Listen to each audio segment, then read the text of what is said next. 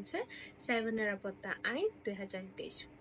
এই সাইবার নিরাপত্তা আইন 2023 সেকশন 25 বলা আছে যে আপনি যদি কোনো একজন ব্যক্তিকে ইচ্ছাকৃতভাবে আক্রমণাত্মক কোনো স্টেটমেন্ট দেন অথবা তার এগেনস্টে যদি মিথ্যা কোনো তথ্য প্রচার করেন যেটা আপনার ইন্টেনশনই হচ্ছে ওই ব্যক্তিকে অপমান করা, অপদস্থ করা, সেক্ষেত্রে এটা আপনার জন্য কিন্তু একটা পানিশেবল অফেন্স। এই ক্ষেত্রে একটা পানিশমেন্টের বিধানও আছে, 2 বছর পর্যন্ত জেল এবং 3 লাখ টাকা পর্যন্ত জরিমানা। এটা তো বললাম হচ্ছে ডিজিটালি যদি আপনি করে থাকেন সেক্ষেত্রে, কিন্তু যদি ইন জেনারেল আপনার সাধারণ লাইফে যদি আপনি এই ধরনের কাজগুলো করে থাকেন সেটা আবার পড়বে হচ্ছে পেনাল কোডের আন্ডারে, যেখানে পেনাল কোডে একটা মানহানির প্রভিশন দেওয়া আছে। সেই প্রভিশনে বলা হচ্ছে যদি আপনি ইচ্ছাকৃতভাবে